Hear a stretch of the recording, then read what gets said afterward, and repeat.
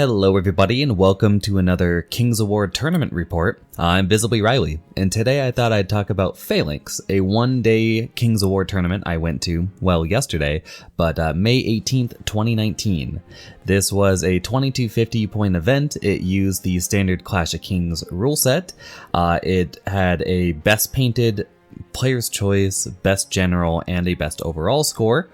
The best overall score was a determinant of a mixture of sportsmanship, painting, and battle. I think battle was worth quite a bit more. It often is. I think it was worth like 60% of your 50 to 60% of your total score, with the remainder being made up of painting and sportsmanship. With sportsmanship, I bet was a lower score. It was both painting and sportsmanship or more pass-fail as a concept, which is more in line with what we do up here in the Pacific Northwest. Sportsmanship is assumed, so it's stuff like, did you show up with a copy of your list? Were you ready to go, right? Like, were you on time? Were you not blinding drunk yet? All those sort of questions. There was a small subjective piece, but I'll leave that up to the tournament organizers' personal preferences. The painting rubric is the same one that we've used for quite some time. I think it's the same one I helped develop for what we used to use in the Warhammer events up here, which is more of a pass-fail. So it rewards you for trying new things. So it's asking you to produce 3 to 5 examples of freehand on your models. It's not asking how well did you do those, right? So this is not a merit-based system. This is just asking you to try new techniques and to really just paint your models. That's it. If you want exceptional paint scores, you will get higher, you'll get a couple of points for really going the extra mile, but I'm kind of in agreement with that, where the best painted award, it doesn't matter whether you win by 5 points or 100 points. If you win best painted, it's not that big of a deal. And then on top of it, if your army is really high on the wow factor, but doesn't necessarily fit the rubric, then you're probably going for Player's Choice Award and not best painted. And that's just my opinion, but feel free to leave your comments later if you want to have an argument about it. But anyway, that was the basic rubric of it. It was 3 games over one day. I'm not sure if I said that. And this is the army I brought. So it's very similar to the Empire of Dust list I've been running as of late. It opens with the Mummy's Revenge formation, which involves a Cursed High Priest. I gave mine the Heal 4 upgrade. 2 regiments of Mummies, both of whom gain Vicious and Elite.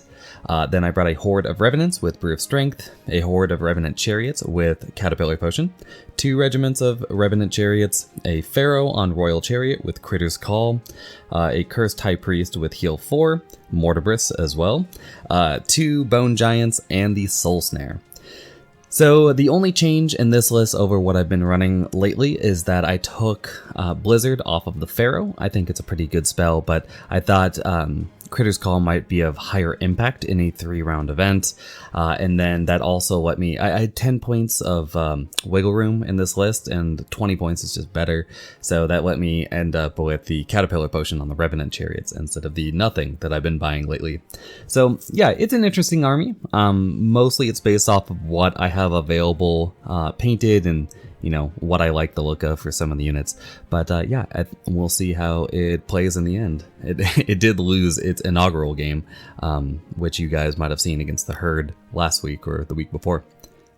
So yeah, let's get into game 1. So game 1 was against Dwarves, as this title screen shows.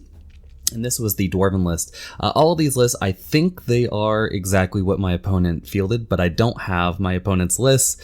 This is just off my memory. So starting out, we have a regiment of Iron Guard, then 2 regiments of Rangers, a horde of Earth Elementals with Brew of Haste, 2 Mastiff Hunting Packs, both of whom have Throwing Mastiffs. Then we have 2 regiments of Berserker Brock Riders, of course, one with the Caterpillar Potion, the other with Brew of Sharpness, an ASB, Bannock Colarm, a Berserker Lord with Blade of the Beast Slayer and a mount, a Stone Priest with Banechaint 2, a Greater Earth Elemental, and a Steel Behemoth. I think this is a pretty solid dwarf army. It's different from what I would do. I like Rangers a lot, but if you're going to bring the 2 regiments, I think that maybe just take Bannock out and then replace him with Hernius and then just get the formation. You can easily squeeze the points out. There's a lot of items here that you could drop to get that going. I think that's a little better, just my opinion though. I think Iron Guard are a bit of a waste here. I'm not sure what I would do for those points. Maybe I would just try to find the 20 points again and bring more Rangers, but I don't get the Iron Guard. The Earth Elementals, the Massive Hunting Packs, the Berserkers, all the characters, all great. I really enjoy Greater Earth Elementals and the Steel Behemoth, of course. So yeah, I think it's a solid army, and we'll see how it goes. Oh, there is one other thing. I probably wouldn't bring Brew of Haste on Earth Elementals because they're already so slow, and they're only speed 5, meaning that they're slow for large infantry. And then on top of it, they're also faster than dwarves already. So I think I would prefer to have Brew of Courage there. But anyway, I digress. Here is the end of deployment. Actually, I think it's the beginning of my opponent's turn 1. There aren't as many pictures, and actually as you see this tournament go on, the pictures will diminish as I was really running tight on clock. So here is my, here's the table. Starting out, let's talk about the scenario, which is Dominate, a very simple one. You draw a point in the center of the table, and then in a 12-inch radius around that, so a 24-inch diameter, you just try to get the highest unit strength in there. So it's a classic King of the Hill style. For the terrain, we have in the bottom right, or as bottom right as it gets, we have a height 6 forest. To the left of that, we have a height 4 building with a height 1 obstacle attached to it. Then to the left of that, we have a height 2 hill. Right above that, we have a height 1 obstacle attached to a height 2 hill. Then over here, we have a height 6 forest. Over here, we have a very small, I think this was also a very small height 2 hill. And finally, we have a, well, not finally, but we have a height 4 building right in front of a height flat piece of terrain. So an interesting board where all the terrain is just like right in the center of the table. I'm sure Herd love this, but dwarves don't and skeletons don't. But anyway, it was interesting. Let's go over my opponent's deployment since, or some of her models. This is, by the way, a gorgeous army. I've seen it at many events. I've never had the pleasure of playing it until now, so I was very pleased to see that I got matched up against her. So first off, we have these little badgers. Those are the Mastiffs. Behind them are the Berserker, the Brock Riders, which are these bear riders. I think that these are the ones with the Brew of Sharpness. Then back here, we have the 2nd Regiment of Mastiffs. Behind them, this great bear guy, that is a Berserker Brock Rider Lord, using the exceptional base roll. Then we have another regiment of Berserker Brock Riders with Pathfinder. We have the Iron Guard right here. We have these gorgeous Mom Earth Elementals right here. So these are Earth Elementals with the Brew of Haste, and then next to it the Greater Earth Elemental. Right behind him, you can see him peek him out. That I believe is the Stone Priest. And then this really cool bear tank. The top of the turret here does turn, so that's really I always like stuff like that. So that is the Steel Behemoth. And then finally, we have the ASB right back here, and then both regiments of Rangers with Bannock Colearm right behind them, or right between them. Since Bannock has Vanguard, he's a solid mix with Rangers, so pretty cool. I love this Blood Bowl, what is that, the Steamroller? I can't remember what it's called, but yeah, love that model. Great use of it. Over here, I guess this is the picture of my deployment. So we've got this will be my right flank. We have the Horde of Chariots with the Pathfinder. Then next to it, that is a Soul Snare. Right here is my first Cursed High Priest. That is not the one in the formation.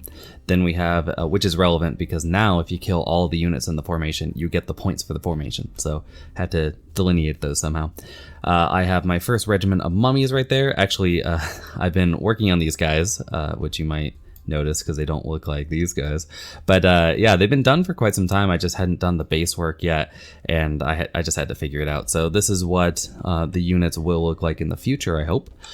Then next to the good mummies are well, they're kind of done. They're ready for a tournament mummies, and you can actually see two of the two fully painted mummies in the front here. That's because I actually couldn't fit all 20 onto this base. They would have been tipping and looking real weird. So yeah, it only fits 18, so I've got 2 over here. And behind those mummies, we have Morgana again, just facing off at nothing, because that's what he does. We have both my giants, 1 giant, 2 giant.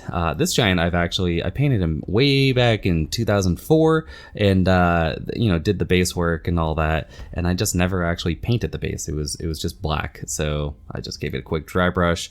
Didn't feel like sourcing out a second bone giant, since I haven't found a bone giant that I like the style of, that's in the same scale as these giants, as to go on a, just a minor quibble here. When you're talking about big models, like I know that everyone really likes the new Mantic Colossal Giant, you really have to consider how out of scale those are with the other models in the range. Sure, it's a Colossal Giant, it's got Colossal in the name, fine, but aesthetically, when I'm looking down at the table, I don't want one model dominating all the rest and just looking like I placed a toddler next to all my pebbles, right? So I like my giants to be more in this scale, just a personal thing. Then I've got my Horde of Revenants with the Brew of Strength. They're coming along. And then I've got my first regiment. Actually, let's walk back. Yeah, this is my Pharaoh. Looks like he's just peeking out there. But yeah, so next to the Pharaoh, we've got my first regiment of chariots, my second regiment of chariots, and the last Curse High Priest. That is the one that is part of my formation. So if it dies and the mummies die, I lose 30 points. You can see my one of my horses taking a bit of a nap there. Anyway, let's move on to turn 1. My opponent wins the roll-off and just goes forward. So you can see her rangers have advanced just a little bit. I believe these rangers in the back didn't move at all. That's just their vanguard move. And these ones move forward. So yeah, dwarves, not the speediest, nor are the undead, but they move forward as fast as I think they could go. I don't have that much shooting for my opponent to be wary of, so doesn't bother with that. Yeah, it's a pretty standard movement. With her shooting, we take the rangers. Both rangers fire into, I believe, these mummies right here, but Morgana is right there, giving that stealth bubble to this giant, this and both the mummies. So unfortunately, these rangers, because they moved, are now on 6s, because move and stealth, and then these rangers are also on 6s. So I don't think my opponent sinks 1 wound on me, and I move forward into my turn 1 unscathed. So, Empire of Dutch turn 1. I advance my army forward a little bit. I don't really need to go at full speed. Morgana advances behind a house to hide, because I think the Steel Behemoth might be able to get within 16 if I push too aggressively, and I also don't want Rangers or Bannock or anything targeting him, so I just move him behind the house and do that stealth bubble trick. So that's the plan there. I also am within 12 inches of my skeleton chariots, because right now my plan, as these chariots of Pathfinder, I just advance them 8 inches forward, and I plan to double surge them into Bannock, hoping to get a kill there. If I kill Bannock, I overrun into the flank of these Rangers. I probably get a second kill there, and then I can just, whatever. These things will kill me, but it'll be worth it. So that is my plan. My Pharaoh here is just looking to gain some positioning. There's not a whole reason to fire Critter's Call off just yet. I can fire it at tiny critters, which is funny, but not particularly helpful, as I don't really care if they throw badgers at me. The only real target for I could throw it at the Stone Priest. That would be a good target, but I'd probably throw it at the Steel Behemoth and just try to sink a 6 to turn off its breath attack. So we'll see. And yeah, so with my surges, I do nail it. With my Soul Snare here goes for a life leech, or a drain life onto these rangers, ends up getting 4 damage. These chariots, before they charge in, decide to shoot into these rangers, I think. They take 1 wound there. And then everything else fires into these dogs, all the chariots on this side, or not dogs, I guess they're badgers. And I do manage to get a waiver, so that's nice, but no waiver over here, no waiver here. And then in combat, I do 5 damage to Bannock, which isn't the best. I've got 16 attacks, but it's not the worst. I think he's def 5. So 5 wounds is about average, and I think his nerve is pretty decent, like 12, 14, maybe even higher. So yeah, I don't manage to even activate that headstrong, but you know, I gave it the old college try, and I'm not particularly worried about getting charged by all these units, because even if they kill off my chariots, I have, you know, double mummies, I've got giants. I'll just kill them on the counter. So anyway, move on to turn 2. Oh, here's an action shot of this. God, these chariots! Look at all their feet. Jeez, gotta get working on these guys. So anyway, moving on to turn 2. Yeah, my opponent on the right here does take a bit of the bait. Bannock and the Rangers go into my chariots, while these Rangers decide to charge mummies. I'm not sure that was the best idea, but it does block out my mummies to protect against a potential flank if this were to fail. So I guess I see that. These Brock Riders, I actually didn't see that they were within charge range of my Revenants, but I wasn't particularly worried about it because I thought that they, well, I didn't know they had Pathfinder. I should have just checked my opponent's list, but I was being lazy. So I thought that they would be hindered even if that happened, but I'm not. Even though they have Pathfinder, even though they're Brock Riders and Brock Riders are deadly, I'm not really worried about them going into Revenants. Revenants are Def 5 with a dash 24 nerve, and I have all this to come at him afterwards. So whatever, come at me, bro. Or I guess bears. So yeah, here's the action shot. In these combats, I don't really remember how they turn out, so let's see. Yeah, you can see that the Rangers plus Bannock do a fair amount of damage to my chariots, but don't manage to waver them. So that's really unfortunate for my opponent here. Because you might not see it here, but I can see the flank of these Rangers, and if I move forward, I actually hit their flank before I hit any of this stuff. So yeah, ugly.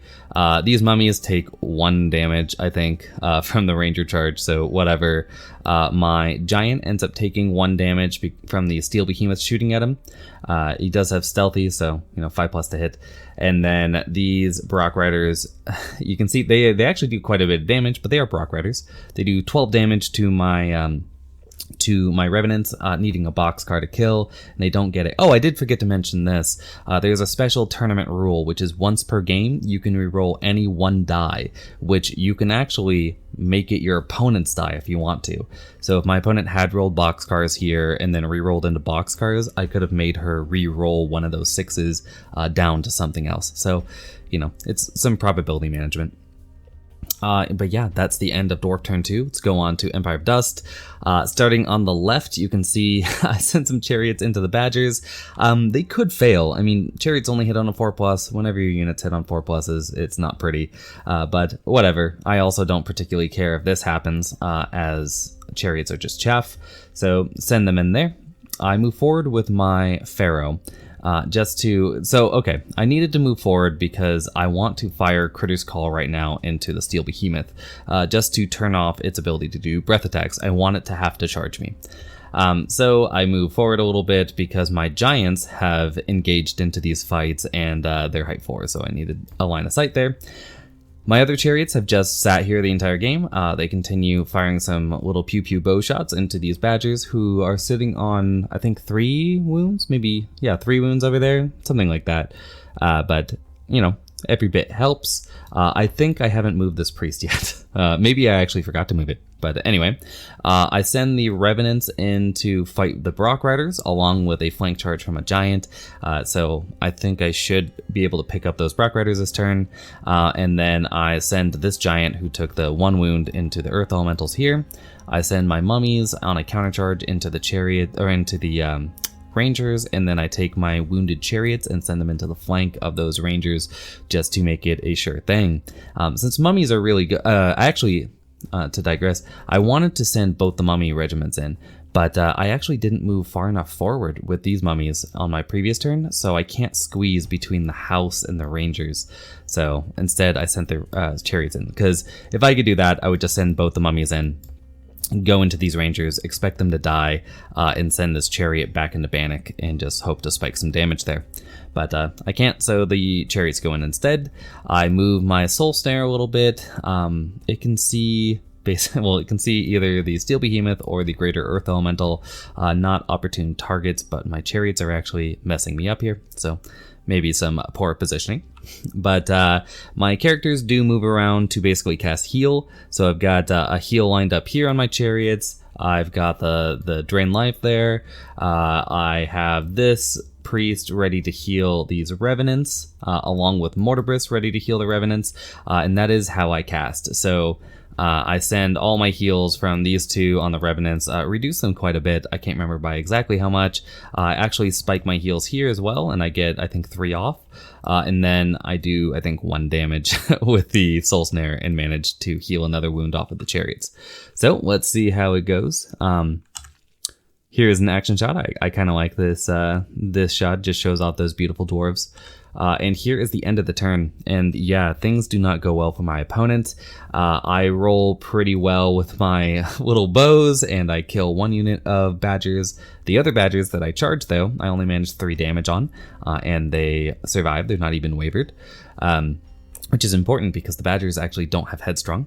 My revenants plus the giant easily handle the Brock Riders. It's actually pretty brutal because I roll very poorly on my hits and wounds, but I get them to, I think they're a -22, and I get them to 9 wounds only, which means I need a boxcar to kill them, and I boxcar them, and the Brock Riders too far away to inspire, and they're dead. So my opponent chooses to not use their reroll there, which might be smart. You know, it might be something that I would use the reroll there, but I don't know. Also, this was game 1. I know I didn't think about the reroll a whole lot in this game until the later turns. So yeah, the Brock Riders are gone. The other giant manages 5 wounds onto the Earth Elementals, which is also pretty good. But the main thing is that both the giants heal their meager wounds off themselves. You can see the Revenants are down to 8 wounds. My mummy regiment manages to kill off the Rangers with the help of these chariots. Actually, I don't think the chariots do anything, but the mummies roll very, very well, kill off these Rangers, also with a very high nerve check. I think that one was an 11. So yeah, some brutal stuff, and that was with a reroll. So yeah, brutal. The chariots, however, cannot reform because, you know, I'm good at planning. So I just ready myself to take this flank charge and go, no, they did fine enough. They managed some damage on Kolick. They held up a turn of combat, and they managed to help kill off these Rangers. So I'm pretty happy with that. Yeah, you can see the Rangers actually only took 10 wounds there. So they are 14-16. I just nailed the 6 twice. And by that, I mean I roll 11. So moving on. Here is Dwarf. Oh, maybe this is double picture. There we go. This is Dwarf turn 3. I did forget to take a picture of the die. As games go forward, it's going to be harder to do that. So yeah, on the right here, you can see both these units do charge me in the flank. Kolick or Bannock, Colearm, and the Rangers. The only bright and shiny lining here is that Bannock does not have Pathfinder, so he's wandered into the woods, and that will mess him up a little bit. The Steel Behemoth plus this Greater Earth Elemental take the charge onto my mummies. They should not actually have 1 wound on them. This wound dial is wrong because Life Leech should have activated and removed that, but I have forgotten it, so there it is. That could go poorly, but both those units are very spiky. I mean, you've got 20 plus d6 attacks on 5s, though, and then I think 8 attacks on 4s. So, you know, it's a little wonky. The Earth Elementals go back into my Bone Giant, while the they're not Iron Breakers, Iron Guard, is that what they're called? Iron Guard go for the charge on my other giant, just to help, hope on that. My opponent did want to get a double charge on either one of my giants, on either giant, but this giant is slightly angled while this one is facing straight on, which means that there's no way to fit multiple units. Just because of the way, so this one, it could have been the Greater Earth Elemental and the Earth Elementals on this giant, but the Earth Elementals are the ones that would have had to slide to the left, and that just wouldn't have worked out. So anyway, the Brock Riders and the Badgers go into my chariots. That should be easy meat for them. And here's a charge I didn't see coming. partially because I thought my chariots were blocking me, but they very much so weren't. So this Brock Rider gets a cheeky little nimble charge into my Pharaoh. So that could be very bad, as you know, Brock Lord has like 7 or 8 attacks on 3s, and then the Blade of the Beast Slayer, so winning me on 2s, and I'm only a dash 16, so could spike right there and be end of days. But here is the end of the turn. Things go about how I expected on the left here. The chariots die off. My Pharaoh takes quite a few wounds, but it's not removed.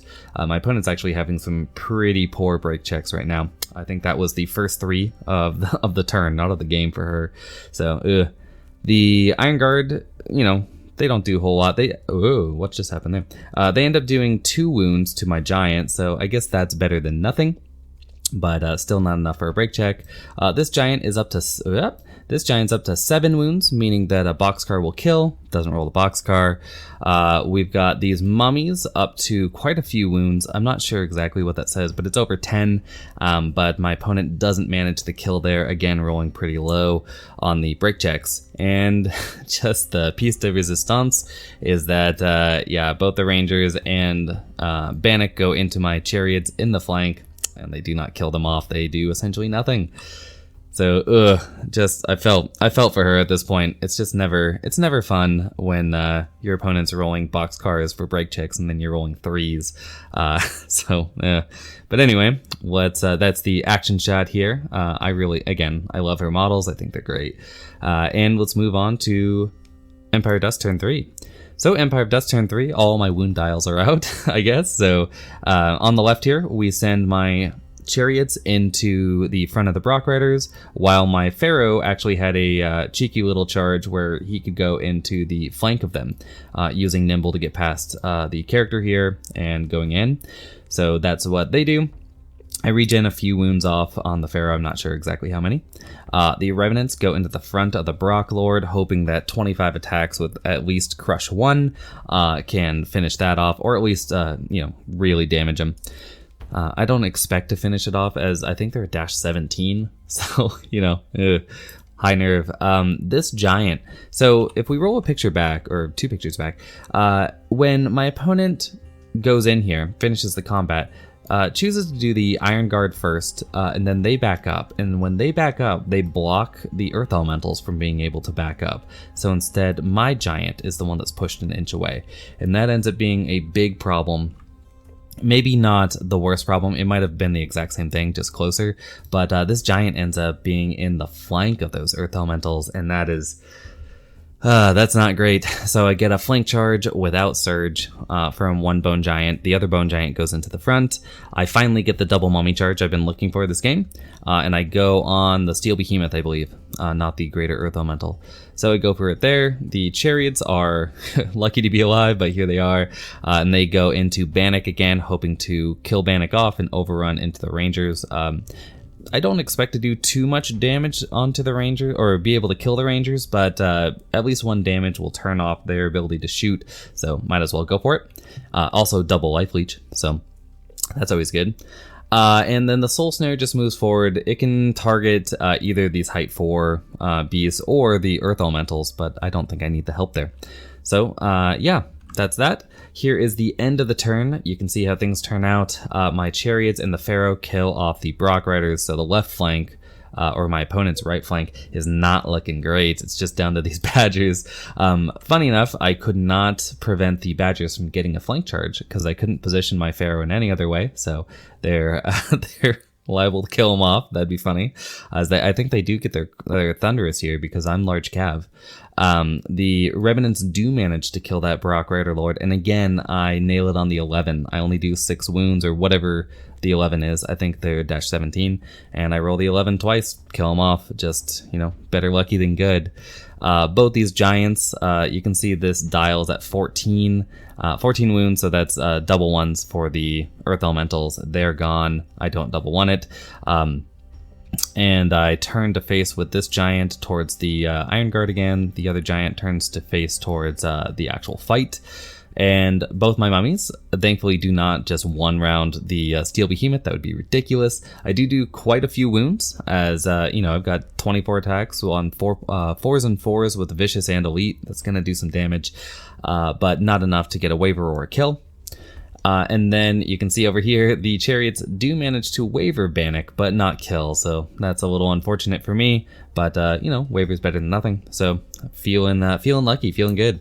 As we go into turn, that it says turn 3. Maybe we messed up a little bit, but this is turn 4.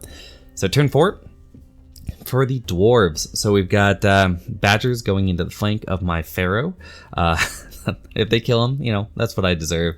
The Iron Guard go into the front of my Bone Giant. The Earth Elemental just decides to turn on its facing here. My opponent actually originally doesn't move the Earth Elemental, and I'm like, you should move it, right? So it can actually, because she was planning to surge it, obviously, into my Bone Giant, but, why not take that 5-inch move as well? So, yeah, she ends up moving it just an inch away from me, going for that 1-inch surge onto my Giant, as I think it's still sitting on 6 or 7 wounds there, so it could kill it. The Steel Behemoth goes into originally, so this picture ends up being a little off. My opponent charges into my nicely painted mummies, and being the tactical mind I am, I remind her that these are the mummies that are actually damaged. So after this picture, we rearrange these units a little bit, so it's fine. Just a little after the fact thing. Bannock actually fails the Headstrong here and does not get to countercharge, which is great for me. It's just Rangers, and these chariots have been healed a little bit, as I did direct the healing, I believe, from this priest and the Soul Snare into them. I think I went for the Bane Chant onto the Revenants to kill off the Brocklord before, and this one just went for the heal on one of these. I think the Revenants again. But yeah. Let's see how dwarves do here. They do pass the surge, so getting into my Giant seems, doable. We did it.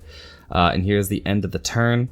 On the left here, you can see that the badgers do not manage to kill off my pharaoh. In fact, they do basically nothing. My opponent gets some low rolls there. The Iron Guard do not manage to kill off my Bone Giant here, and that's to be expected. It's a bit of a tall order. This Earth Elemental just flubs hard, and that's what you get with 4+ units. They just sometimes fail. This guy, so the Steel Behemoth goes, because he went into the damaged mummies and not the undamaged mummies, my opponent rolls it up, kills him on the first roll, I think needing an 8 to kill. So kills on the first roll and then re-rolls it, and I think gets a 7 with a 6 and a 1. No, it was a 5 and a 2. And I remind her that she could use her re-roll here to knock it up to an 8. And this is, I didn't realize I could use my re-roll on her dice, but at this point when I'm advising her, and she goes, yeah, no, I'm totally going to do that, and rolls the 3+, kills my mummies. So good luck there, I guess. So could crawl their way back here. Well, maybe. Gotta kill off these. I don't know what to do over here. But yeah, definitely crawling her way back into the game. The Rangers, now that Bannock, lazy old Bannock, is not fighting, the Rangers managed to just one round my damaged chariot. So, it's what they deserve. And we move on to Empire of Dust turn 4. So Empire of Dust turn 4, I think this is actually an end of turn shot. You can see my Pharaoh does not have his chariot anymore. It's taking a bit of a tumble. So I end up taking, if we go a picture back, I take my chariot or my Pharaoh, do the counter charge on the badgers. I take the flank charge with my chariots here. I take the flank charge with my revenants onto the Iron Guard, along with the front charge from my Giant. The Giant has to go first, but we do that anyway. This Giant is not, it's actually facing this way. It's just that we both have these dumb hammers. Or I guess I have a club, but so we don't play nice together. But I take the charge here into the Giant just because. Why not? And then my mummies just go, well, we could just charge Bannock, overrun, and get the Rangers as well. Just trying to do the exact same thing the chariots did, but hopefully better. So that's the plan, and we'll see how it turns out. So on the left here, you can see that, the Pharaoh plus the chariots do manage to kill off the last vermin on the table. The chariots overrun forward. The Pharaoh, I think, has reformed like this. I just maybe I haven't moved the model. Maybe I didn't reform since I'm not doing anything, and my chariot's over here in a pile. But anyway, the Revenants plus this giant easily managed to one turn the Iron Guard, killing them off. My other giant does not manage to one turn the Greater Earth Elemental, but does do like 4 or 5 damage to it. I move the Soul Snare forward and just sit right in front of the Steel Behemoth. You can see the Steel Behemoth is up to 9 wounds. So, you know, I tried to get a lucky waiver there. I move my Lich Priest here. So this is the play. When I charge in with the mummies are right here-ish, I want to say, fighting Bannock, and I move this Lich Priest. I just run with it because I've now made it so this gap between my Soul Snare and the Lich Priest is greater than 50 millimeters.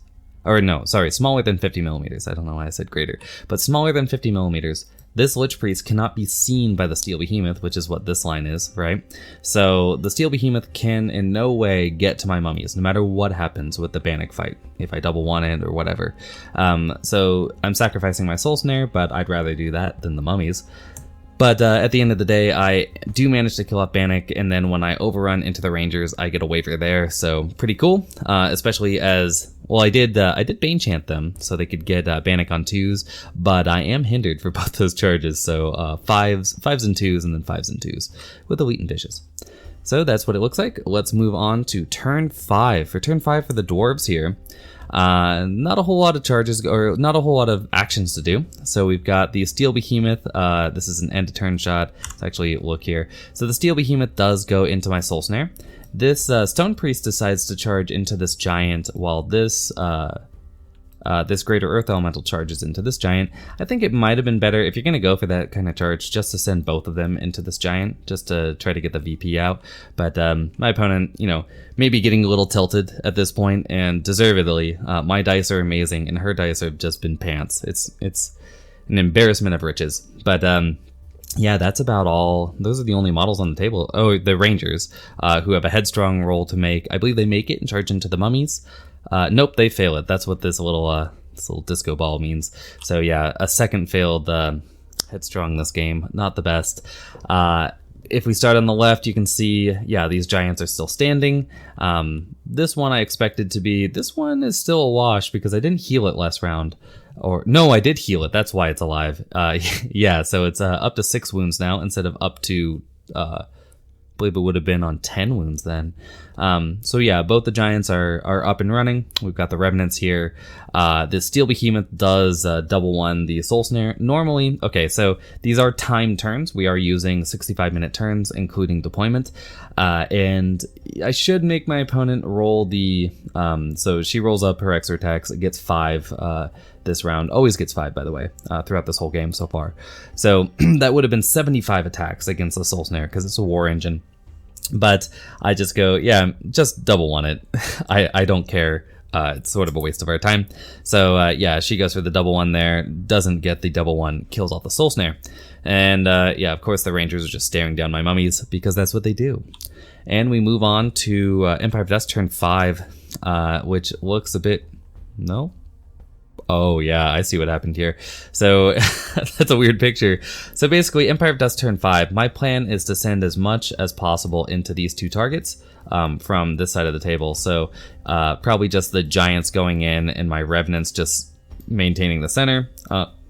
My chariots and Pharaoh probably plan to move forward just to make sure that I've got units into the bubble. That's way bigger than it is, but you get it. And my plan now is just to take these mummies, turn them around, and march and surge into the flank of this Steel Behemoth. So that's what I go for. And yeah, so the mummies devour that Steel Behemoth. It is a reckoning, easily killing them off.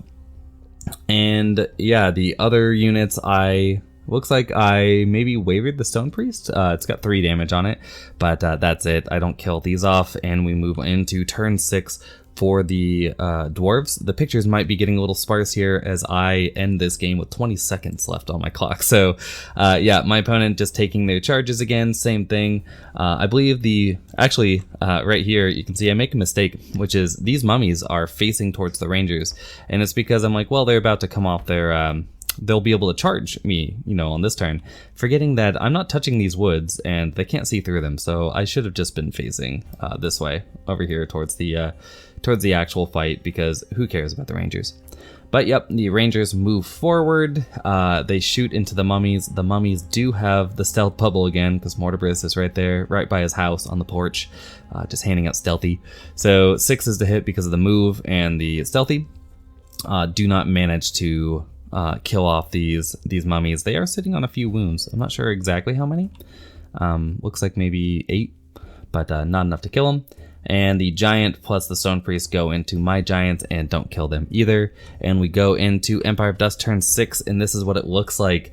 So I just take the mummies. I take the mummies here and turn them all the way around. Go for a double surge into the rear of that earth elemental, go into the front of it with a giant, go into the stone priest with the other giant, kill them off, and just leave the Rangers to rot.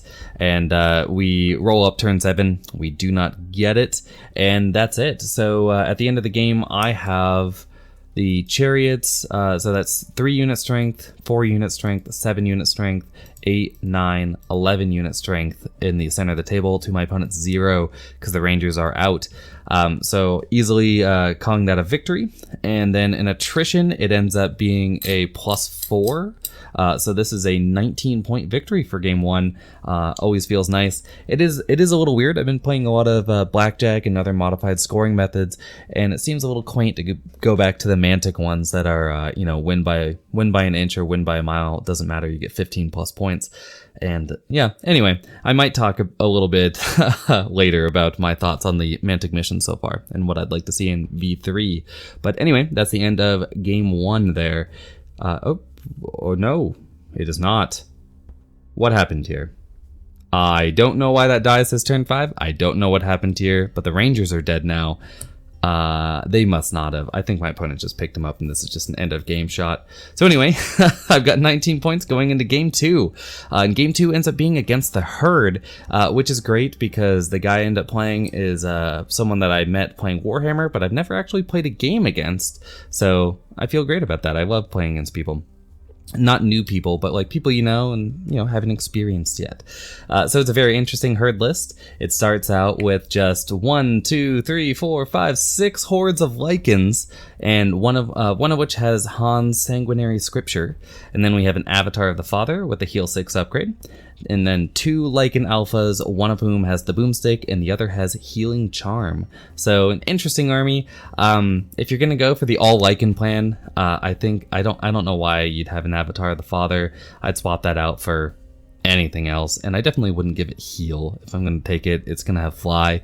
And then Han's Sanguinary Scripture, that should probably just be Brew of Courage or Brew of Haste, and otherwise I like it. Lycan Alphas with some little Boomstick, little Healing Charm, it's it's fine. It gives them something to do, but again, those are probably better spent on some more aggressive upgrades on the Lycans, like maybe Brew of Strength or Brew of Sharpness or anything, especially Brew of Strength though, because these Lycans are only Crush 1 versus the Werewolves, which are Crush 2. So that's my thought, and here is the table. So I get to play on the sand table. Pretty cool. This game is Control, which is a pretty easy one. You basically divide the board up into 6 2x2 squares. My opponent gets 2 points if they're in this square. I only get 1 point, and then I get 2 points in this square, while my opponent gets 1 point if we dominate, and then each of these is worth 1 point if we dominate them at the end of the game. You dominate them by having the highest unit strength. If a unit is straddling the line between 2 zones like so, you just see which one the majority of the unit is in, and that's the zone they're in. If there is no majority, if you're directly on the center, you just choose which zone you're in. So anyway, pretty simple. As for terrain, on the lower right, we start out with, this is a height 6 forest. Then right here, we have a height 4 impassable. Then down here, a height flat water feature with a height 1 obstacle attached to it. Over here, we have the beginning of a height 2 hill. Above it, we have another height 4 impassable. To the right, we have another height 6 forest. Then we have to the right of that a height 2 hill, and finally we have a height flat water feature with a height 1 obstacle attached to it. So pretty simple. I like this table a lot. I think it's set up pretty well, although I would like a bit more terrain actually in the deployment zones. You can't put hills there, guys, but you can put anything else you want, so maybe a bit more. Otherwise, because it kind of looks like, you know, this is the table and these are just like areas to put your dice and books and stuff. So don't leave them bare. So anyway, starting out with my opponent's army, which is a gorgeous one. I know this guy just loves to paint all sorts of stuff, always showing up with a new army. And this was actually the army I voted my favorite. So anyway, let's get to it. And there were 2 herd armies here, so cool. We have the first horde of Lycans, followed by the second horde of Lycans. This is the alpha with the healing charm. Then we have the third horde of Lycans right there. This is the avatar of the father with heal. This horde of Lycans with all the spears is the one with the sanguinary scripture. Which I think is just a horrible item. But anyway, then we have the 5th horde of Lycans, the 6th horde of Lycans, and then the final Lycan alpha with boomstick. So simple list, just run it forward, man. I don't take any pictures of my army this time because you guys have seen it, but we'll move on to turn 1.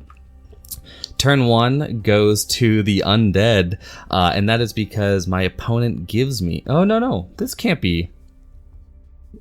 Let's roll. Yeah, okay. So, I'm sorry. Turn 1, I win the roll off, and I give my opponent turn 1 because I want to be able to move into the zones at the end of the game and capture them. So my opponent just runs forward a little bit, does what Lycans do, and then turn 1 for the undead begins, and we just do what undead do. Move forward a little bit and shoot our little bows, hoping to do some piddly damage. So, there's a small miscommunication. My opponent here has played basically 0 games of Kings of War. Like, I know I've seen him play one, and maybe he's played some. Obviously, he's played some without my knowledge, right?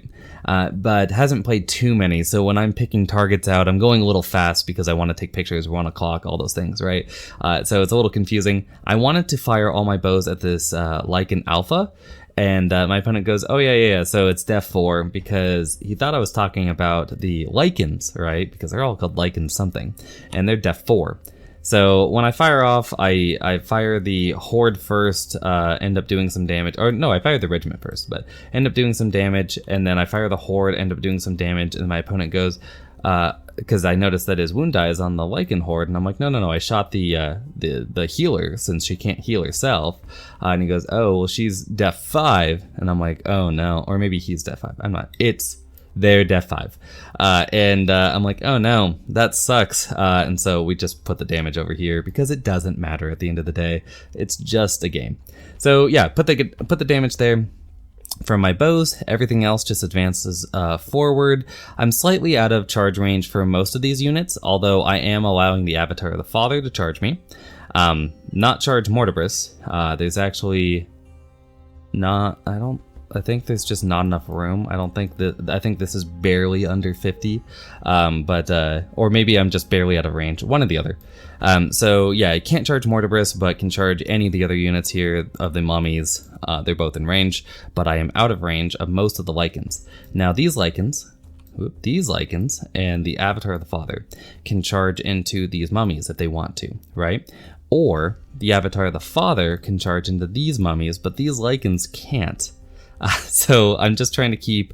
I'm giving some units the ability to charge because I want them to come in here piecemeal.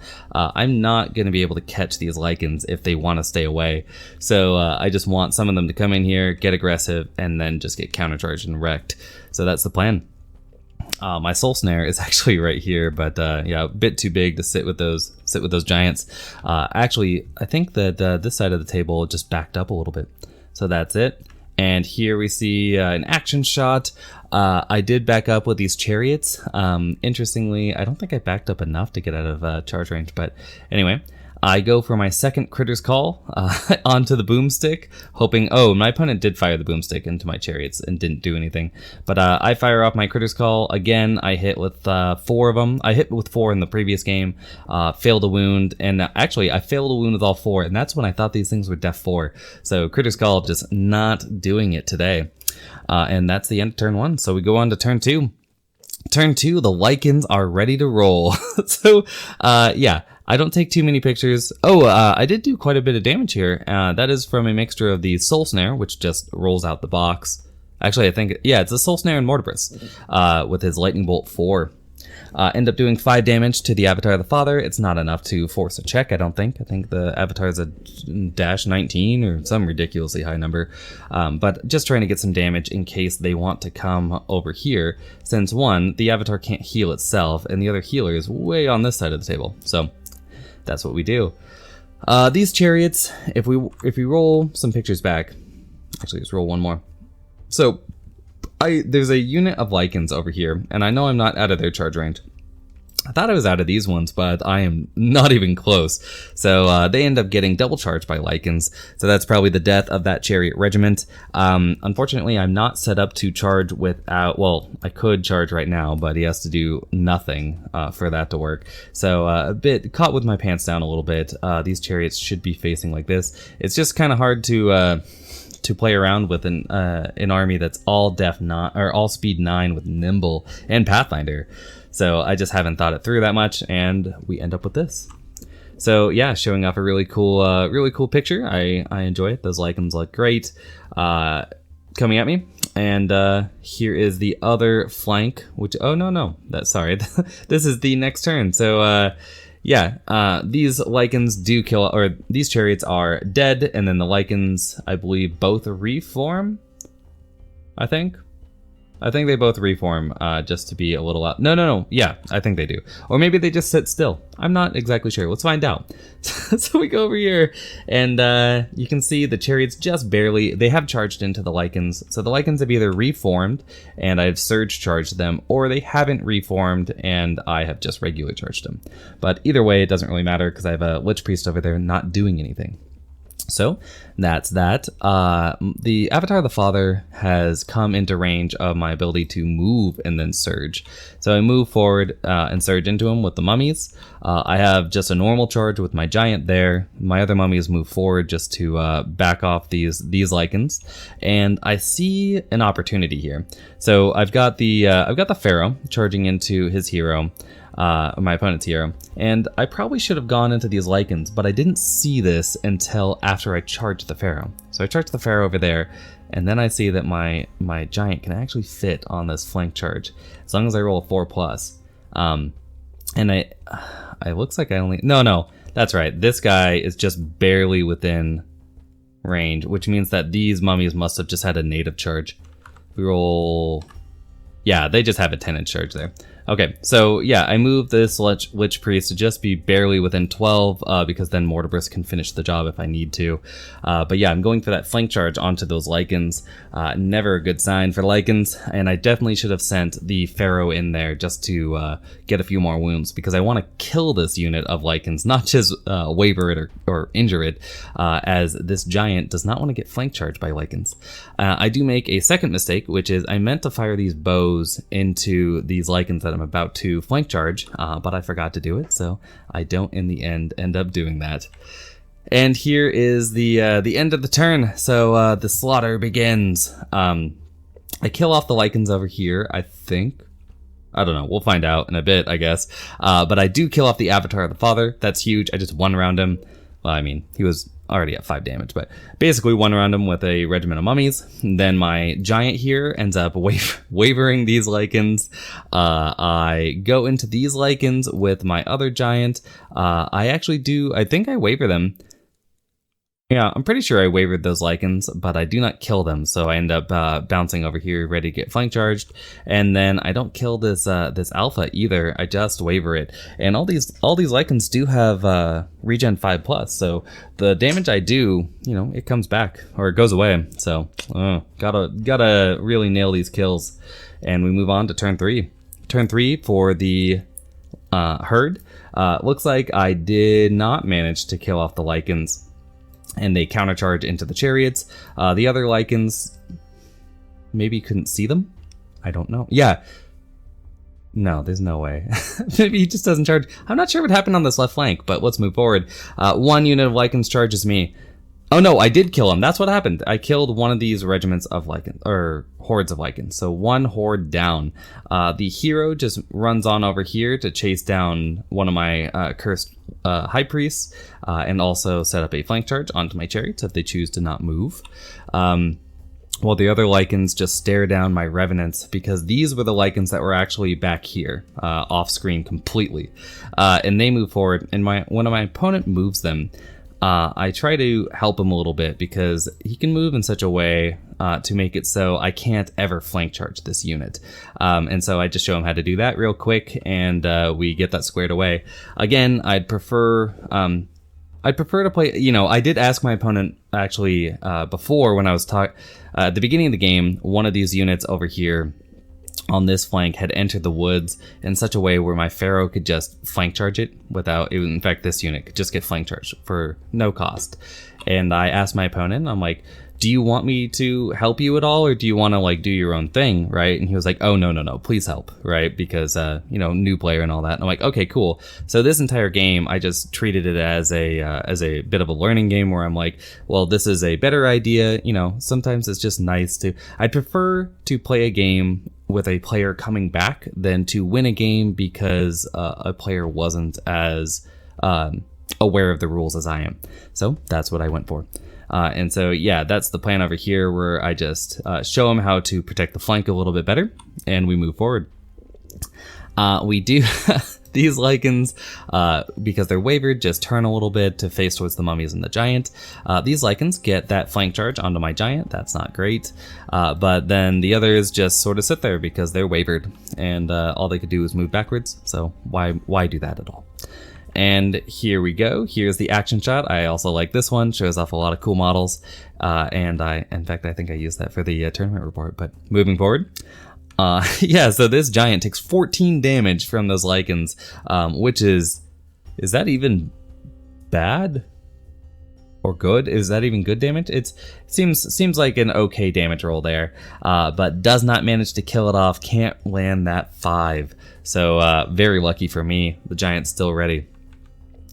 And over here, oh, this was another thing. Originally, my opponent didn't move this unit back at all, and I'm like, okay, so you do want to move the unit back just in case the giant survives to not just get flank charged immediately again. So we end up doing that a little bit. So cool stuff. And then I think this hero gets reformed just slightly to make it so the Pharaoh can't, I don't think he can fit because he'll hit the board edge from getting the flank charge there. So anyway, moving forward. Here is the turn 3 for the Empire of Dust. Again, the left side of the field, a little off frame, but it happens. The Revenants get a charge into the Lycans that are right here, while my chariots, I think the chariot horde's dead? No, that's the chariot horde there. So the chariot horde took, it looks like 7 damage from the charge of the Lycans. Go for the counter charge, this time without Thunderous though. And my Revenants go for a hindered charge into the other Lycans. This is the end of the round though, so you can see, I'm not sure what happened over there, but the mummies plus the giant managed to kill these Lycans off. The other Lycans get killed, it looks like, due to a front charge from this giant and probably a cheeky surge charge with these mummies. I send my regiment of chariots in here just trying to... So these Lycans were at like... looks like they're at 8 damage now. So I think they were at 7 damage, and I'm like, well, I could get this, right? I only have 8 attacks on 5s and 3s because they are def 4. But I could get this, especially with a soul snare to help out. But the soul snare whiffs, does not do a whole lot. And then the chariots, they do a damage, but I don't think they even wavered those Lycans, so they're probably gonna eat it next turn. And the big unfortunate bit is that the Pharaoh goes for the kill on the Lycan Alpha and does not even manage to waver it. So it's sitting on a lot of wounds, but it's got a lot of regen. So we'll see what happens on turn 4. So turn 4, yes, we can finally see the left side of the table. You can see, yeah, my chariots did not manage to kill off these Lycans over here. They've regened at least 1 wound. They're sitting at 5 right now, but 1 or 2 wounds. The Revenants did not manage. It looks like they've done 0 wounds to these Lycans, and they might have done 0 there. I think my opponent makes a small mistake because I think that you can see these chariots. Should have just gone for the double charge onto my chariots, kill them off, and then both reform to face the Revenants. But I'm not sure I even saw that in the time. Again, I'm taking a lot of pictures, we're drinking and talking, so it's hard to keep focused. But anyway, so these Lycans go into my Revenants, hoping to, I guess, soften them up, because Revenants are -24, so yeah. And this is not a rear charge, just my Revenants have a bit of a frontage problem, so they always had to charge backwards. Over on the right, you can see the Lycans get a nice little flank charge onto my Pharaoh, because I didn't kill the Alpha. So they get a flank charge. I think the Alpha charges me in the front, and it should be bye-bye Pharaoh there. We'll see, though. Here is the action shot, the left side of the field, showing off again. I actually do have this priest incorrectly placed. Again, I'm blocking myself from being able to back up an inch. But yeah, the Horde does get flank charged by this Lycan Alpha too, so that is a lot of attacks. Lycan Alphas are not to be trifled with. Here is the end of turn shot, which is end of Empire of Dust turn 4. Again, these pictures are going to come a lot faster. First off, that's what she said. Anyway, my chariot horde did die to the Lycans, and then in retribution, the Revenants, who didn't take that much damage from the other Lycan charge into them, kill them in one go, get a little bit of healing from my priest here, and are just facing down the other Lycan Horde and the Lycan Alpha. I move the Soul Snare up. I just run it because there's not a lot going on the right flank anymore. Or I don't think there's going to be, because I believe that the Lycans that charge the flank of the Pharaoh don't even kill that Pharaoh. And then in retribution, my giants, my mummies, and my chariots kill off that Alpha and kill off that horde of Lycans. So there's just nothing but undead on the right side here. So things are not looking pretty. And we move on to turn 5. So turn 5 for the herd is these Lycans and the Lycan Alpha go screw running away. I did talk to my opponent. I'm like, well, do you want to go for like the smart, cagey play, or do you just want to fight me? And he went, fight, fight, fight. So yeah, they just both go into my Revenants. The smart move, I think, is to just use that nimble, run on by, take your quarters, right? But this is Kings of War, this is the basic Mantic rules and not like Blackjack or anything like that. So I only have to get one more VP than you to win 15 to 5, so maybe not. Anyway, they both go into me and fight off the Revenants. Don't kill them, unfortunately for my opponent. And then on my turn 5, I respond by killing off the horde of Lycans with the Revenants. I move Mortibus and the Soul Snare forward to try to hit down this Lycan Alpha with Drain Life and Lightning Bolt. It doesn't work, but I tried. And I do also fire these bows, but I'm on like 8s. So 4 shots on 6s, not a whole lot done. And we move on to turn 6. So turn 6 is an easy one. My opponent, again, takes the charge on the Revenants, and I'm like, you do you, man. You fly, you beautiful angel. Charges into the Revenants, doesn't do anything. My turn comes around. The Revenants charge. I drain life with the Soul Snare, move my units around. It looks like I cast Surge onto my mummies, just to get them into the central quadrant, the 6th of the table. And then Mortibus casts the Corn Dog of Glory onto my Revenants to give them Crush 2. They go into the Lycan Alpha, put 10 wounds on it, and easily kill it off. I don't even use my reroll this game. I think my opponent used it again to, I don't know, kill one of these units, or try to kill one of these units. And that's it. So end of game. This is a 20-0 since I lost. All I lost a Chariot Regiment, and I lost the Chariot Horde, so I believe this is a 20-0, or maybe it's an 18. But anyway, going into round 3 strong. Round 3 ends up being an Empire of Dust off. Empire of Dust versus Empire of Dust. So here is my opponent's army. This is my opponent's army. It gets confusing.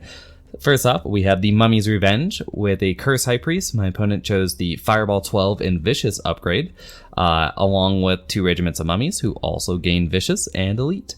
Then we have 2 regiments of Skeleton Warriors, a regiment of Enslaved Guardian Archers, a horde of Revenant Chariots, a Pharaoh on Royal Chariot, Apophis, no wings, a Revenant on Undead Great Burrowing Worm with Breath Attack 10, Vicious for range attacks, and the Fire Oil, and then Double Bone Giant and a Soul Snare. So not only are we playing the same army, our lists are incredibly similar. So pretty funny.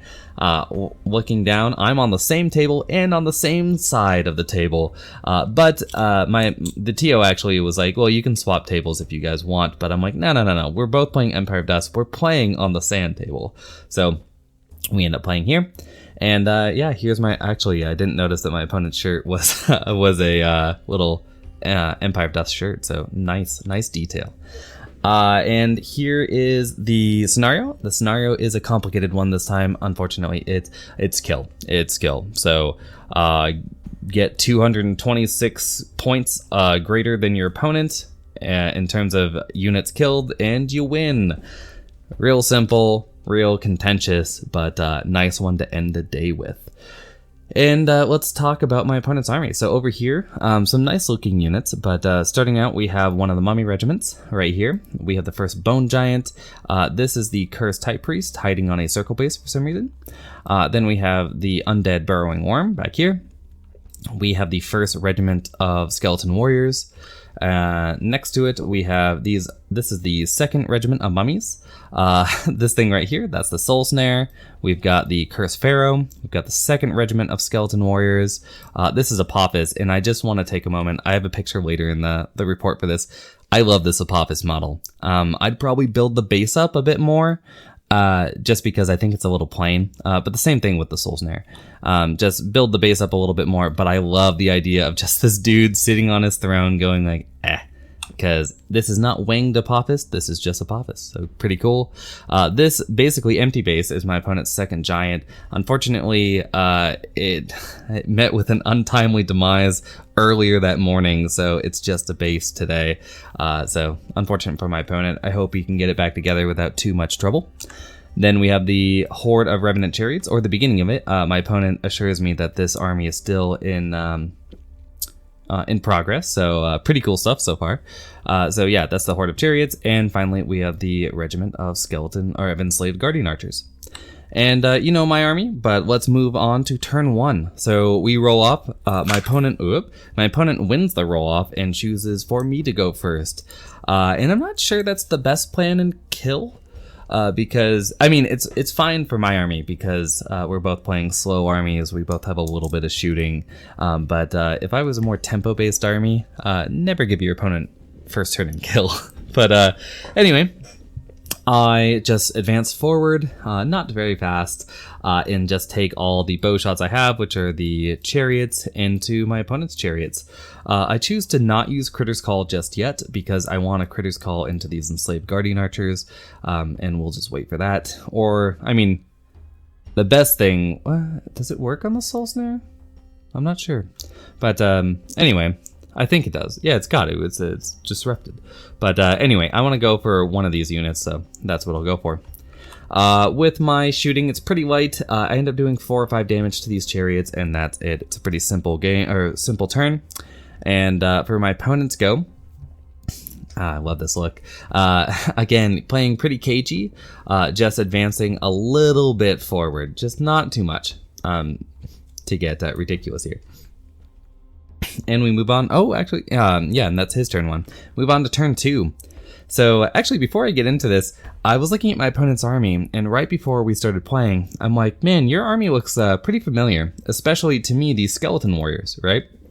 So we were talking about it, and I'm like, have you posted pictures anywhere? And he's like, I don't know, like maybe 1 or 2 online, but I don't know where you would have found them. And I'm like, man, this looks super familiar. And I figured out we played back in 2017 in the second Kings of War tournament I ever went to. We played, and again, we played Empire of Dust versus Empire of Dust, and that is so long ago. I didn't even have this channel. So yeah, I'd completely blanked on it. I'm like, we have done this battle before. So pretty funny. And as for my turn, I advanced forward a little bit. My opponent fired, I believe, the Soul Snare at my mummies and ended up doing 1 damage to them. So I'm looking to heal that this turn. But I move my units forward. My mummies are within charge range just barely of this Bone Giant. And that is a trap my opponent might fall for. But yeah, if that Bone Giant charges into me, it makes it so you can't surge either of these units in because the angle's not going to work. They're going to hit the Bone Giant before they hit me because they're not nimble, they can't run, so on and so forth. So yeah, this Bone Giant will charge in unsupported. If it does that, I will destroy it, right? I've got double surge, I've got a surge here, I've got a surge here, and I will send these Revenants, and I will send whatever's over here. I don't know what's over there. That's a Soul Snare. Maybe not that, but anyway. It should be fine with a mummy regiment and a horde of revenants. So that's the plan there. We'll see if they fall for it. Otherwise, my army just advances forward, except for the shooting corps. My chariots are just sort of shuffling over here a little bit. My opponent did quite a bit of damage to them the previous turn, and this is a mistake I made, which is when I deployed all these heroes, I spread real thin. Because I was like, well, oh, my Pharaoh's over there. No, my Pharaoh's over here. Okay, ignore that. But I spread out my heroes down my line, right? But I should have... I think that Mortibrus should be on the side with the Pharaoh, which I guess he is, just to give out that stealthy, and then the other side has all the heal. But it really should... I don't know. I think I should have my heal closer to my chaff, my chariots, right? Because my opponent doesn't have a whole lot else to shoot at, because why shoot at the mummies? They have regen, I have heal. Same thing with the giants. I'm always going to keep them in Mortibrus range if I can. So the chariots are the best target to shoot at. They're def 4, so on and so forth. And I need to protect them a lot better. On my first turn, they weren't even in Mortibrus range, and now they're not in heal range, so only Mortibrus can cast heal. He only heals 1 damage off because I roll poorly, so it's a mess. But anyway, moving forward, I do fire some more shots into these chariots. I do not do a whole lot, and then Sir not appearing in this film is the Pharaoh fires Critter's Call into the enslaved Guardian Archers. No, I fire it into the chariots, the chariot horde. And, yep, so I hit with 4 shots again, and again I wound with 0. So, Critter's Call goes 24, or 0 for 24 this tournament. Good spell, great. Doing great. Apparently we're on to turn 3. I didn't take pictures of my opponent's turn, but I can tell you right now that they do not send the Bone Giant into my mummies smartly, and just continue this sort of cagey behavior forward, and move on to turn 3. So turn 3, things are getting a little bit interesting. You can see, yeah, these chariots are at 8 wounds, and that's only by pure luck, because I do get Mortibrus over here to give the stealthy. I fail my heal, but then my opponent can't get past that stealth to kill the chariots just yet. In this turn, I push forward a little harder, which is I send the giants forward. This giant is out of my stealth bubble. But this giant, these chariots, Pharaoh, and these chariots are all in it. So, yeah, just being a little bit more aggressive now, BE aggressive. These chariots got bogged up by the impassable terrain, so I just had to side saddle a little bit this turn. But, I mean, it's not great. It's not the worst, though. And that's about it. My plan here is to, again, heal with Mortibrus, and again, I can't get this priest over there. These chariots are just in my way, and they're height 3, and I'm just doing terribly here. But I can't get the priest over there to lend any more heal, and none of this side is taking any damage yet. So it's kind of a waste of my time. So anyway, moving forward, with a bit of my shooting, I believe my opponent has been healing this... There's something. I think maybe... No, nothing's... Oh, yeah, the Soul Snare is just barely within 18. So Soul Snare is firing off some shots, and then I heal up those shots, but the Soul Snare is healing these chariots. So I'm doing a bit of damage, but not too much. And here is a bit of an action shot from my Soul Snare, firing off into these Skeleton Warriors. I've been doing that since turn 2. I've got them up to 9 damage now, so they are very, very close to death. And we'll see what happens in my opponent's turn 3. So my opponent goes, fuck this, I'm tired of just sitting around doing nothing, and goes for some charges. So first off, we've got a little nimbly bimbly charge into the front of the Revenants. I don't care too much. They are sitting on 3 wounds, but who cares? The Giant goes into my mummies, who are sitting on 7. That actually might be after combat that they're on 7. Now that I think about it, yeah, this is after combat. So yeah, the Giant goes into these mummies, the Pharaoh goes into the Revenants, and then my opponent goes for a pretty cool charge here, which is, I definitely saw it coming, but there's not a whole lot I can do about it, which is the Chariot Horde here goes into my Chariot Regiment, my wounded one, just looking for the kill, and then these Enslaved Guardian Archers decide to shoot at this Giant with the positioning as it was before surges and before reforms, unobstructed, so just 9 shots on 5s to try to get some damage through, and then Apophis moves forward to get a 3 or 4 inch surge onto this Giant and fails it by 1 inch. So even with Elite, yeah, just loses that, and that is a mess. So very unfortunate for my opponent there. And we'll see what happens with turn 4. So turn 4, yeah, again, I love this Apophis model. Very cool, very stylish. I don't know, just tickles me the right way. Turn 4. So turn 4 looks like this. This is a better establishing shot. So on the left, you can see my mummies go into the Giant that charged them before. Oh, no, they don't. This is actually after combat, which is my mummies, again, reformed and so my opponent's mummies had decided to run over here, and they had the opportunity to cast Surge on them from the Cursed High Priest over there just to threaten my Soul Snare. If they got a 9, they could make it. They roll a 7, and they end up just with their flank staring at these mummies, and the mummies just go, well, we're just going to corkscrew you. Literally.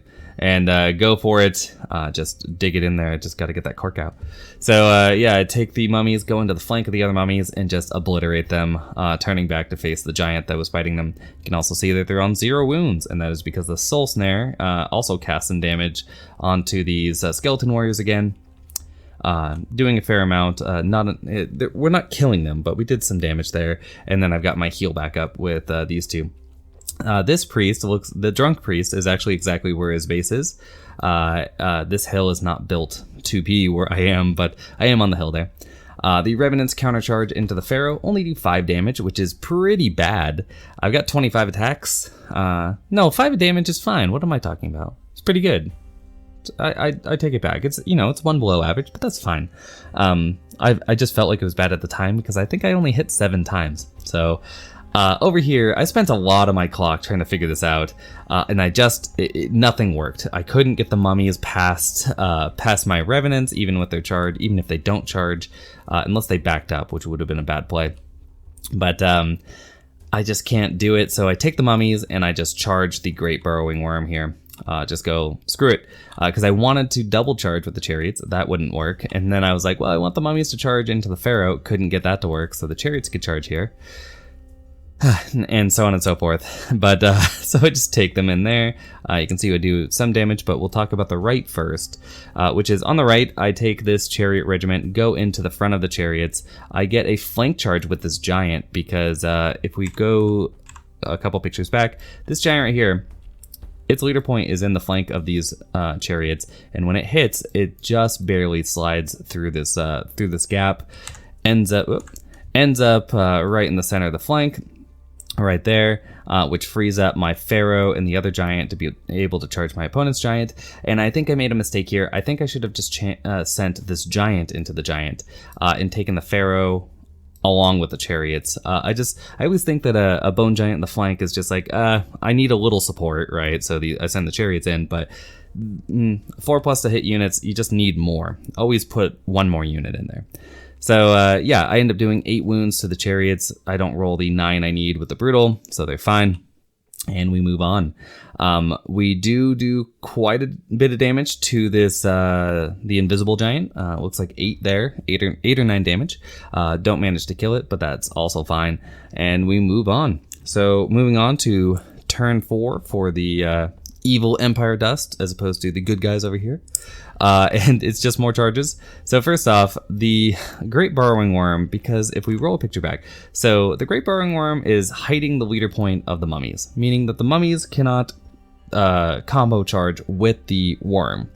What needs to happen here is the skeletons need to help the mummies out, and we are just exactly bisecting that leader point. And so we roll a 4+. Actually, we call the judge over because it's, it's just easier that way. Call the judge over. The judge goes, yeah, it's an exact center.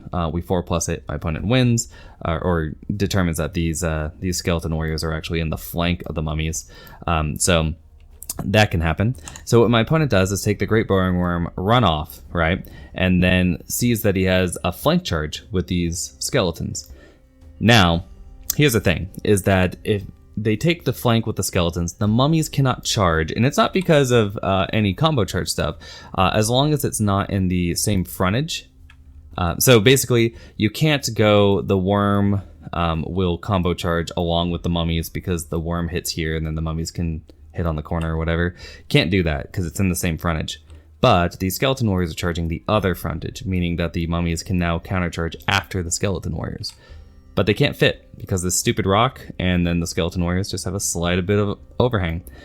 And if he doesn't do that, so the Great Burrowing Worm, if it goes first out of the mummies, then the mummies go. The skeleton warriors can't make it, so it's just sort of a mess. My opponent decides to take the skeleton warriors and just leave it at that and hold the mummies back. I'm not sure what I would have done there.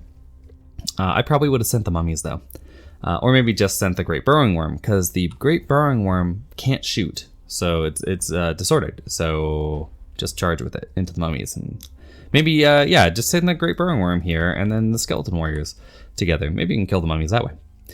But my opponent does not. You can see that the Pharaoh has a very cheeky charge here. This is fun. It might have been illegal now that I look at it. It looks like my revenants are on the hill. So yeah, so my opponent's, this was illegal, but I didn't see it in the moment, and I doubt my opponent did. It's really hard to see with hills. But my revenants are 50% on the hill. The hill is about like that. So yeah, they're currently height 3, meaning this chariot's height 3. Cannot see my chariots. But anyway, we didn't count it as on the hill. And there's a really cool nimble charge where you can turn this way, fit through the gap, and then nimble over here, hit the corner, and slide down. So pretty cool. Gets the charge there. The skeleton warriors go into the front of the revenants, whatever. And this bone giant goes into the front of my mummies. Over here on the far right, we've got Apophis deciding to charge a bone giant. I think that's a bit of a mistake. I probably would have sent Apophis. Maybe he was out of range of the chariots, but doesn't look like it to me with that picture. Anyway. But yeah, it goes into my bone giant, which is pretty cool. Oh no, my opponent probably wanted to have Dread over here. That makes sense. So yeah, it goes into my bone giant, and then the giant goes into my Pharaoh. This is another thing. I probably would have combo charged. Just send both of them into the giant, hoping to kill it off, because he can't fit both of them on the Pharaoh due to Apophis' 75 base and my own giant behind him. So yeah, the chariots here get a counter charge onto my chariots. No thunderous charge, but we'll see what happens there. And that's about it. The cursed, the enslaved guardians can shoot at my giant again, but I don't know. They're falling a little behind because they're just out of 12 inches of being able to charge him.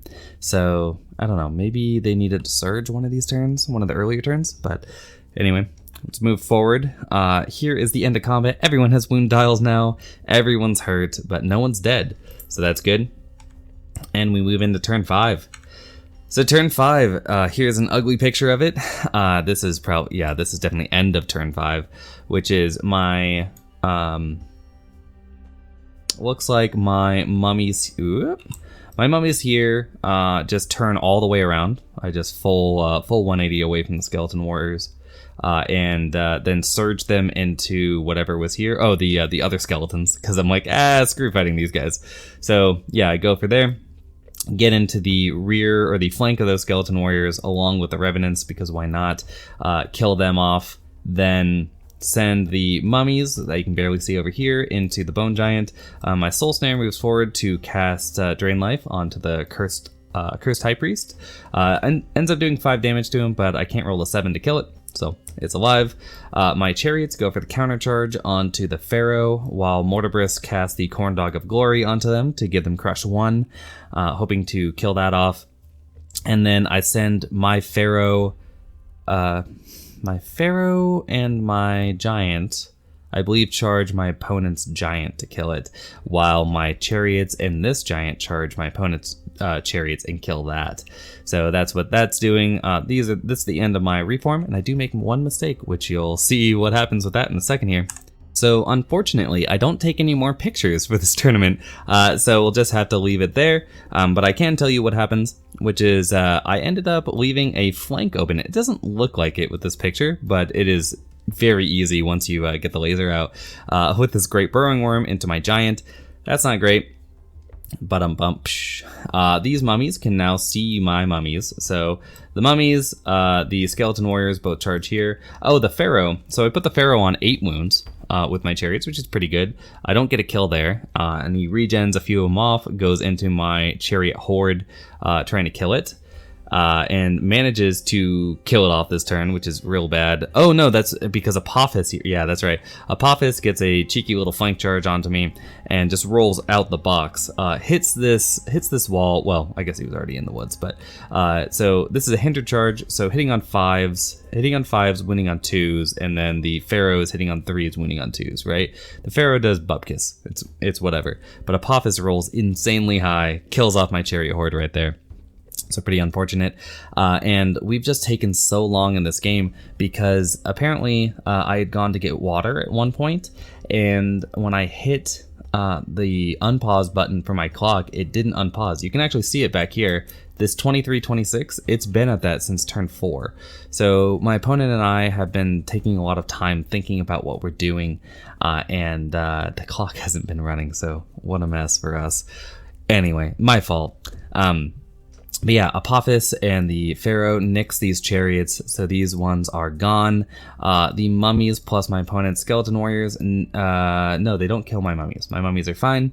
And then the Great Burrowing Worm does a bunch of damage to my Giant, but rolls terribly on the break test and can't get rid of it.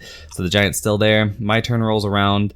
I send everything over here into the Great Burrowing Worm, except for I saved something to go after the skeleton warriors. I can't remember what it was.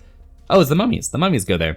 So the mummies go in there. The revenants go in on my opponent's Pharaoh into the rear. And then, yeah. Oh, and my mummies go into my opponent's Giant. So, and then the Soul Snare continues blasting Drain Life at the Lich Priest.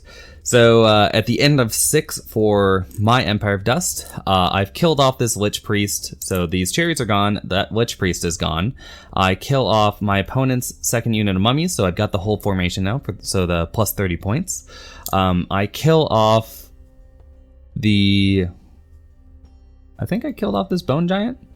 But anyway, I don't kill off the friggin' Pharaoh in the rear. It's fine.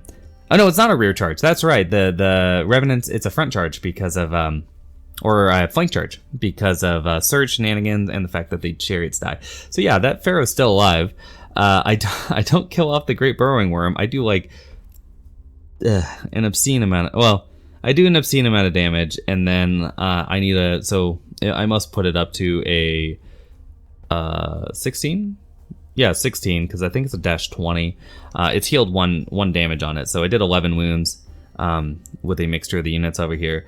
But I roll a 3 and don't do anything. I do use my my once per game reroll, and I reroll 1 into a 1. So nothing happens there. A little unfortunate. These skeleton warriors are still alive. I don't manage to kill them off, and the game ends. My opponent does get their turn 6. Their turn 6 does nothing. Nothing about the game state changes. So it ends up being I win by 380 something victory points, or 360 victory points as a difference between us, which, because we're playing regular Mantic rules, gives me 15 points. I get +1 for the attrition, so I end up with a 16 point game. And yeah, so at the end of these games, I've got 3 wins, and let's get into that wrap up.